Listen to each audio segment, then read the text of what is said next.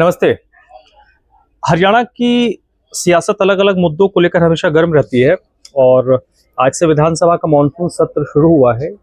लगातार बारिश हो रही है तो मौसम में ठंडक है, लेकिन हरियाणा में जो सियासी माहौल है वो इस वक्त गरमाया हुआ है और वो इस तरीके से गरमाया हुआ है कि कहीं ना कहीं सत्ता पक्ष और विपक्ष अलग अलग मुद्दों को लेकर एक दूसरे को घेर रहे हैं। सदन के अंदर नारेबाजी खूब हो रही है, लेकिन सियासी गर्माहट चंडीगढ़ में नहीं, गुरुग्राम में आज देखने को मिला है।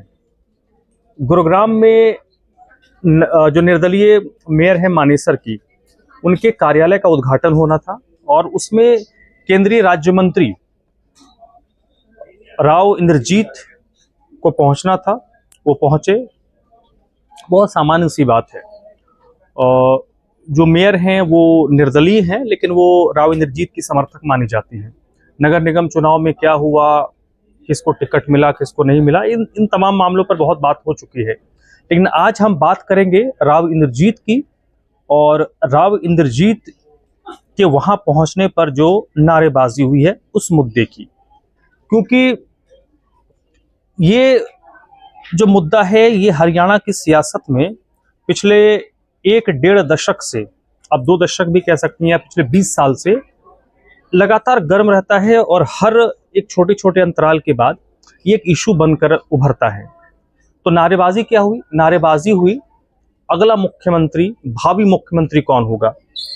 हर नेता का जो समर्थक होता है वो चाहता है कि उनका जो नेता है वो सर्वोच्च पद पर आसीन हो।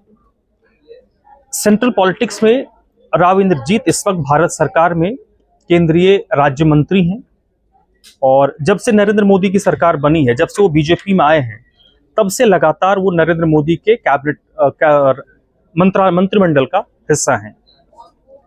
तो जो राव इंद्रजीत हैं, उनके समर्थकों के दिल में एक कसक है, एक टीस है। वो टीस क्या है ये मैं आपको आज बताऊंगा और उस पर आपकी प्रतिक्रिया भी मैं समझना चाहूंगा। पहले जो राव इंद्रजीत हैं उनके सियासी कद को आप समझिए। आप भारतीय जनता पार्टी हो, कांग्रेस हो या हरियाणा में जो भी, जिसको भी राजनीति का कहरा पता हो, एबीसीडी पता हो, वो खुल के इस बात को स्वीकार करता है कि दक्षिण हरियाणा में पिछले 20-25 सालों में जो सबसे बड़ा नेता है वो राव इंद्रजीत है। वो कांग्रेस में थे तो दक्षिण हरियाणा में कांग्रेस का वर्चस्व था और जब वो बीजेपी में आए तो दक्षिण हरियाणा में भारतीय जनता पार्टी का वर्चस्व रहा।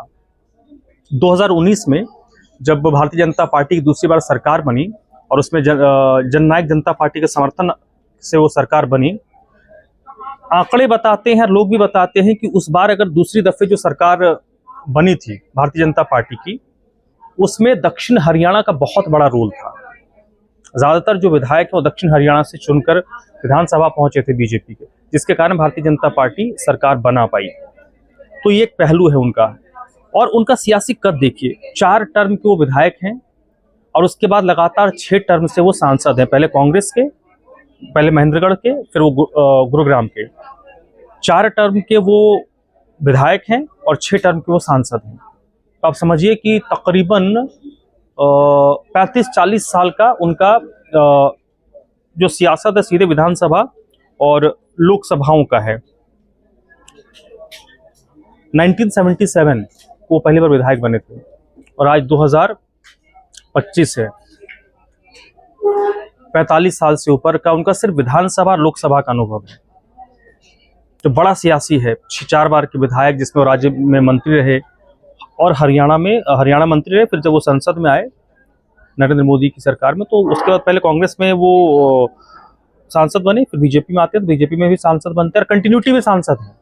ये भी बड़ी बात है। पार्टी बदला लेकिन सांसद रहे, यानी उनका अपना कुछ ना कुछ रसूख। और मैं बार बार इस बात को कहता हूं कि आप पार्टी के नाम पर, किसी पॉलिटिकल चेहरे के नाम पर एक बार सांसद हो सकते हैं, लेकिन अगर 2 बार, 3 बार, 4 बार सांसद आप बन रहे हैं तो आपका अपना वजन है, आपका अपना कद है। आपको एक बार कोई सांसद विधायक बना सकता है, बार बार अगर 5 बार 6 बार आप विधायक सांसद बन रहे हैं तो आपकी अपनी राजनीतिक हैसियत है जो राव इंद्रजीत की है। और इसको जो भी सियासत को समझता है, ऑन कैमरा नहीं तो ऑफ रिकॉर्ड तो बताता ही है कि हाँ भाई दक्षिण हरियाणा में नेता मतलब राव साहब। आप राव साहब को इग्नोर नहीं कर सकते। उनके सियासी कद को आप इस तरीके से भी समझ सकते हैं कि विधानसभा चुनाव में अपनी बेटी को चुनाव लड़वाया, जितवाया, और बेटी आज हरियाणा के सरकार मंत्रिमंडल का हिस्सा है। तो इनका सियासी कद है। उनके एक समर्थकों में एक और टीस है। जब वो बीजेपी में आए उसके बाद जब से नरेंद्र मोदी की सरकार है वो हमेशा MOSC रह गए, मिनिस्टर ऑफ स्टेट, राज्य मंत्री। अमूमन पहली दफे कई ऐसे मंत्री हैं जो पहली दफे राज्य मंत्री होते हैं, अगली सरकार में उनको प्रमोट करके कैबिनेट मंत्री बनाया जाता है। हो सकता है छोटा मंत्रालय मिले, लेकिन कैबिनेट में उनको का हिस्सा बना लिया जाता है। राव इंद्रजीत के समर्थकों को ये टीस है कि उनको सेंटर में तो ले जाया गया है, लेकिन बस एक कोरम पूरा किया जा रहा है, उनको राज्य मंत्री ही लगातार बनाकर रखा गया है, उनको प्रमोशन देकर कैबिनेट मंत्री नहीं बनाया जा रहा है। ये एक टीस बीजेपी से और प्रधानमंत्री नरेंद्र मोदी से राव साहब के समर्थकों का है। और कहीं ना कहीं आप अगर इसको देखिएगा तो उनका जो ये उनकी जो मांग है, उनकी जो सोच है, वो थोड़ा वाजिब भी लगता है। ये पहला पक्ष है। दूसरा पक्ष ये है कि लंबे वक्त से दक्षिण हरियाणा, जिसको हम अहिरवाल कहते हैं, वो चाहते हैं कि सत्ता में उनकी हिस्सेदारी हो, और हिस्सेदारी वो टॉप लेवल पर हो, यानी कि दक्षिण हरियाणा का मुख्यमंत्री हो। तो पिछले 10-15 साल में अगर कोई एक आदमी दक्षिण हरियाणा से मुख्यमंत्री का बनने की हैसियत रखता है तो वो राव इंद्रजीत हैं। और अभी भी अगर दक्षिण हरियाणा में अगर कोई मुख्यमंत्री बनने की हैसियत रखता है तो राव साहब हैं। राव साहब के इर्द गिर्द भी कोई नहीं टिकता। पॉलिटिकल राइवलरी विपक्ष से भी है, अपने दल के अंदर भी खींचतान तो चलती रहती है अपने आप को बड़ा बनाने की, वो अलग चीज है, लेकिन राव साहब का अपने राजनीतिक कद है जिसको कोई इग्नोर नहीं कर सकता।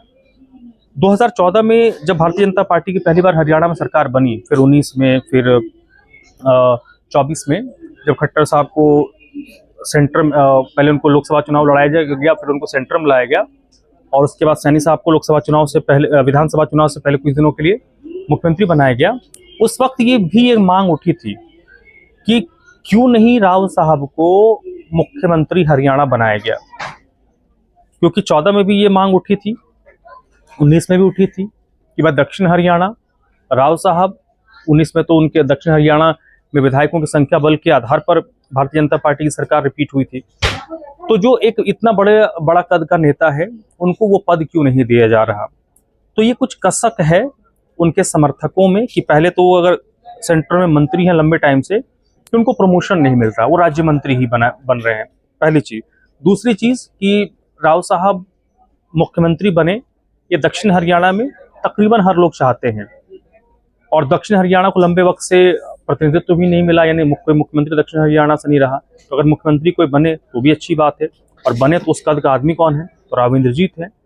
बनते हैं या नहीं बनते हैं, वर्तमान समीकरण क्या है? अब सैनी साहब बन गए हैं तो उनके चेहरे के तौर पर बीजेपी प्रमोट कर रही है, लेकिन आज भी जो दक्षिण हरियाणा के लोग हैं या जो राव साहब के समर्थक हैं, वो गाहे बगाहे कार्यक्रमों में, वो 14 में भी उन्होंने लगाया था, 19 में भी लगाया था, जब खट्टर साहब आउट हो रहे थे, सैनी साहब इन हो रहे थे, उस वक्त भी इस तरीके की बातें आ रही थी, बयानबाजी हो रही थी, नारेबाजी हो रही थी, हमारा मुख्यमंत्री कैसा हो, राव साहब जैसा हो।